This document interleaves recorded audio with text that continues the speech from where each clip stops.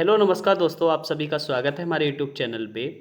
हम पढ़ रहे थे भारतीय संविधान। एक क्लास इसकी आपकी कंप्लीट हो चुकी है, आपकी सेकंड क्लास है जिसमें हम पढ़ेंगे कैबिनेट मिशन से। पिछली क्लास में हमने जो पढ़ा था बेबेल योजना, उसके बाद शिमला सम्मेलन, और आज की क्लास है इसमें हम स्टार्ट करेंगे कैबिनेट मिशन से। वहाँ से आगे की प्रक्रिया और इसको हम अच्छे से समझते हैं। 1946 में आपका कैबिनेट मिशन आया और इसके प्रस्तावों के तहत नवंबर 1946 में संविधान सभा का आपका गठन हुआ। द्वितीय विश्व युद्ध के बाद ब्रिटेन में 1945 में चुनाव हुए, जिसमें लेबर पार्टी के नेता सर क्लीमेंट एटली ब्रिटेन के प्रधानमंत्री बने थे। इन्हीं के द्वारा ही कैबिनेट मंत्रियों की एक 3 सदस्यीय समिति बनाई गई। ठीक है, क्लीमेंट एटली के द्वारा यह समिति बनाई गई जिसमें 3 लोगों को नियुक्त किया गया था। सबसे पहला नाम आता है आपका स्टैफोर्ड क्रिप्स, ये व्यापार बोर्ड के अध्यक्ष बनाए गए। नेक्स्ट था, दूसरा नंबर था लॉर्ड पैथिक लॉरेंस, ये भारत के सचिव बनाए गए थे। और तीसरा नाम है आपका एवी अलेक्जेंडर, यानी कि नौसेना मंत्री। इस मिशन के जो अध्यक्ष रहे थे वो रहे थे आपके पैथिक लॉरेंस, को इस मिशन का अध्यक्ष बनाया गया था। पहली बार यह प्रस्ताव 16 मई 1946 को प्रस्तुत होता है। ये प्रस्ताव सबसे पहले 16 मई 1946 को प्रस्तुत हुआ। उसके बाद यह मिशन 24 मार्च 1946 को दिल्ली पहुंचा। भारत में एक अंतरिम सरकार की स्थापना तथा संविधान सभा के गठन एवं संविधान निर्माण हेतु एक योजना प्रस्तुत की। अब जो कैबिनेट मिशन के जो प्रस्ताव थे वो किस प्रकार से रखे गए, क्या थी इसकी बातें, वो समझते हैं। संविधान सभा में कुल जो सदस्य थे वो आपके थे 389, यानी कि जो संख्या होनी थी इसकी वो होनी थी 389। इसमें जो थे आपके 93 वो देसी रियासतों के थे, 292 थे आपकी सीटें वो ब्रिटिश प्रांत की थीं, और 4 जो सीटें थीं वो चीफ कमिश्नरी क्षेत्र से थीं। नोट, आपको ये पॉइंट याद रखना है, चुनाव केवल 296 सीटों पर ही होता है, यानी कि वो किस प्रकार से रखी जाती हैं, 292 + 4, इस प्रकार से। दूसरा पॉइंट है इसका, प्रत्येक प्रांत को उनकी जनसंख्या के अनुसार स्थानों का आवंटन किया जाएगा, ये दूसरा इन्होंने प्रस्ताव रखा। तीसरे बताया गया कि प्रत्येक प्रतिनिधियों का चुनाव एकल संक्रमणी मत के माध्यम से समानुपातिक प्रतिनिधित्व तरीके से मतदान किया जाना था। ठीक है, ये तीसरे पॉइंट में बताया गया। चौथा था आपका, देशी रियासतों के प्रतिनिधियों का चयन रियासतों के प्रमुखों द्वारा किया जाना था। और 5वां पॉइंट है, लगभग 10 लाख की जनसंख्या पर सीटें निर्धारित थीं।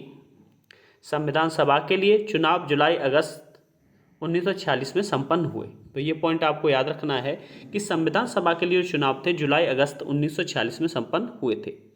अगला पॉइंट, चुनाव केवल 296 सीटों पर ही होता है, क्योंकि देशी रियासतों का चुनाव नहीं होता। ये पॉइंट याद रखना है कि देशी रियासतें होती हैं उनका चुनाव नहीं होता। इनका चुनाव प्रांतीय विधानसभा द्वारा अप्रत्यक्ष रूप से होता है। अगर चुनाव होता है वो कैसा होता है आपका, इनडायरेक्ट वे में, यानी कि अप्रत्यक्ष रूप से। प्राप्त सीटें किस प्रकार थीं इसमें चुनाव में, भारतीय राष्ट्रीय कांग्रेस को जो सीटें प्राप्त हुई थी वो हुई थी आपकी 208। मुस्लिम लीग की जो सीटें थीं आपकी वो थीं आपकी 73, और निर्दलीय जो सदस्य की जो सीटें थीं वो थीं आपकी 15। अब हम यहाँ से आपको जानकारी देंगे, सीट संबंधी जानकारी, किस प्रकार से सीटें थीं उनको समझते हैं। अनुसूचित जाति की जो सीटें थीं वो थीं आपकी 26। अनुसूचित जनजाति की थी आपको वो थी आपकी 33। महिलाओं की थी आपकी 15 सीटें। और महिलाएं के नाम आपको याद रखने, कौन कौन सी महिलाएं थीं इसमें। महिलाओं में आपके नाम हैं सरोजिनी नायडू, पूर्णिमा बनर्जी, जी दुर्गाबाई, रेणुका रॉय, सुचेता कृपलानी, विजयलक्ष्मी पंडित, कमला चौधरी, बेगम एजाज रसूल, राजकुमारी अमृत कौर, हंसा मेहता, ये सभी जो हैं वो आपकी महिलाएं, यहाँ से आप नोट कर सकते हैं। इसके बाद आपका हुआ है अंतरिम सरकार का गठन। 24 अगस्त को नेहरू के नेतृत्व में भारत की पहली अंतरिम सरकार का गठन किया गया, जिसमें मुस्लिम लीग ने भाग नहीं लिया। अब याद रखना 24 अगस्त को अंतरिम सरकार का जो गठन किया गया जवाहरलाल नेहरू द्वारा किया गया, लेकिन इसमें आपका मुस्लिम लीग ने भाग नहीं लिया था। अंतरिम सरकार का नेतृत्व जो किया था वो आपका पंडित जवाहरलाल नेहरू ने किया था, लेकिन 2 सितंबर 1946 को नेहरू जी ने 11 अन्य सदस्यों के साथ अपने पद की शपथ ली। अन्य सदस्यों में से 3 मुस्लिम सदस्य भी थे, परंतु वह मुस्लिम लीग से नहीं थे। 26 अक्टूबर 1946 को मुस्लिम लीग भी सरकार में शामिल हो गई, जिसका उद्देश्य परिषद के भीतर रहकर पाकिस्तान के लिए लड़ना था। अब जो था उसमें जो अध्यक्ष बनाए गए वो थे आपके लॉर्ड माउंटबेटन, ये जो वायसराय थे, और उपाध्यक्ष थे आपके पंडित जवाहरलाल नेहरू। सदस्य और विभाग, ठीक है, जवाहरलाल नेहरू राष्ट्रमंडल संबंध और विदेश मामलों के ये जो बनाए गए हैं। सौंपा गया मामला सरदार पटेल गृह सूचना एवं प्रसारण इसके मंत्री बनाए गए। डॉक्टर राजेंद्र खाद्य एवं कृषि मंत्री बनाए गए। जॉन मथाई उद्योग नागरिक आपूर्ति, और जगजीवन राम आपके श्रम, और सरदार बलदेव सिंह आपके रक्षा, और CH भाभा कार्य खनन ऊर्जा। लियाकत अली खां आपके वित्त थे। अब्दुल रब नस्तार थे आपके डाक संचार के। चक्रवर्ती सी राजगोपालाचारी शिक्षा व कला। I चुंदरीगर आपके वाणिज्य। गजनफर अली खान आपके स्वास्थ्य विभाग। योगेंद्र नाथ मंडल आपके विधि, और अरुण आसफ अली आपके रेलवे एवं परिवहन। तो ये इस प्रकार से इनको ये विभाग बांटे गए थे। नेक्स्ट, माउंटबेटन योजना 3 जून 1947। इसमें क्या हुआ है, इससे बाल्कन प्लान भी कहते हैं। माउंटबेटन योजना को आपका बाल्कन प्लान भी कहा जाता है। 3 जून 1947 को वायसराय माउंटबेटन द्वारा प्रस्तुत किया गया था। भारतीय स्वतंत्रता अधिनियम 1947। माउंटबेटन योजना के अनुसार यह अधिनियम 4 जुलाई 1947 को ब्रिटिश संसद में प्रस्तुत किया गया, जो 18 जुलाई 1947 को स्वीकृत हो गया। इस अधिनियम द्वारा निम्नलिखित प्रावधान किए गए। पहला प्रावधान था कि 15 अगस्त 1947 को भारत और पाकिस्तान दोनों स्वतंत्र अधिराज्यों की स्थापना हो जाएगी। और दूसरा पॉइंट था इसमें आपका, इसके द्वारा गवर्नर जनरल और प्रदेशों के गवर्नरों को संवैधानिक प्रमुख का दर्जा दिया है। दोनों राज्यों की संविधान निर्माती सभाओं को अपने राज्यों के लिए संविधान बनाने का अधिकार होगा। ये आपके भारतीय स्वतंत्रता अधिनियम 1947 में बताया गया। दोनों अधिराज्यों की सीमा का निर्धारण करने के लिए 2 सीमा आयोग, पंजाब सीमा आयोग और बंगाल सीमा आयोग गठन किए गए, जिसके अध्यक्ष सर रेडक्लिफ थे।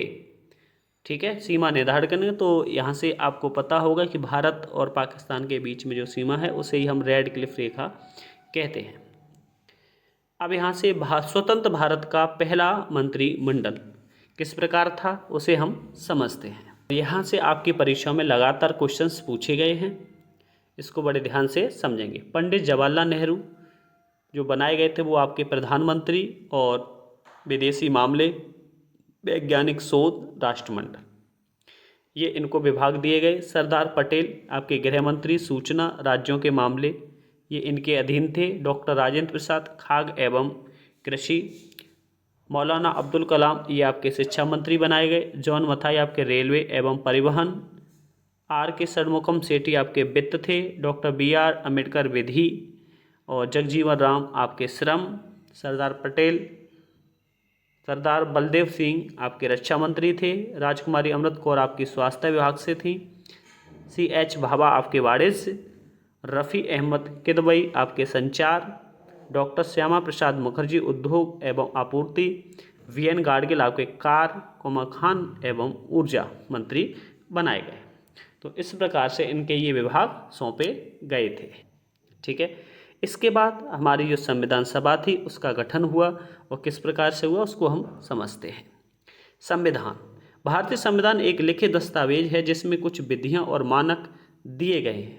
सबसे पहले पता होना चाहिए आपको कि भारतीय संविधान विश्व का सबसे बड़ा लिखित संविधान है, और सबसे पुराना लिखित संविधान है वो आपका अमेरिका का है। भारतीय संविधान की हस्तलिखित दोनों मूल प्रतियों को संसद भवन पुस्तकालय में हीलियम से भरे कांच में सुरक्षित रखा गया है।